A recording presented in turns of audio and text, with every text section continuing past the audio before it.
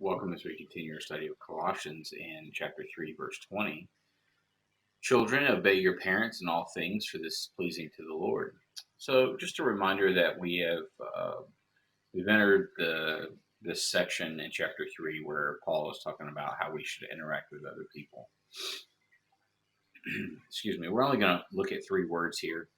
The first one is children, and that is teknon. And the reason we're going to look at it is there's a few different words in the New Testament that are used as children, or translated as children. Teknon is probably the most common and used for in reference to us as believers, as well as children. And the reason why is the different words they indicate different age ranges of children, just like we might say infant or toddler or teenager, etc. Tekna is a school age children, and so that's probably somewhere around the ages of 6 to 13.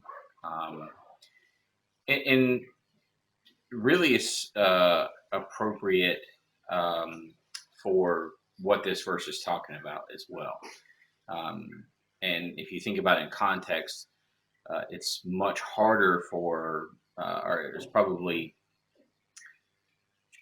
not realistic to expect a 3-year old to be obedient in all things, to listen to his parents at all times. Versus a school age child, it is more reasonable to expect that.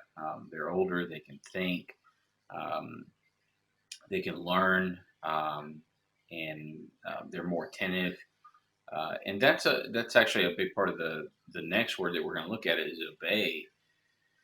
So obey is hupaku, and so that is it's hupo, which is under, and then akua, which is here. So under here, and here akua actually it involves not just hearing but also understanding.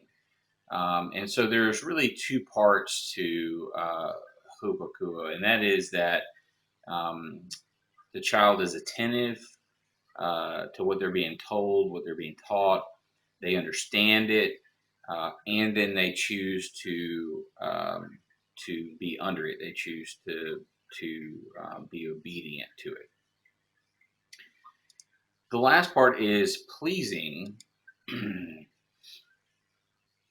which is Eurastos. And so that is you, which is good or well, and Arestos, which actually means please. So it's good please or well pleasing. Really, the you here is acting as an intensifier. It's more pleasing than um, just normal pleasing, right? I think it's probably important to point out that so again, we are compared to school age children as believers. And then we've talked about this a little bit in the last two verses where with a marriage, there's a representation of Christ and the church and his relationship to the church. And here, there's this representation of a parent and a child, which parallels our relationship with Christ as well. We are children under him that are meant to learn from him. And so children obeying their parents is in parallel to that. They're showing that part from a ministry standpoint.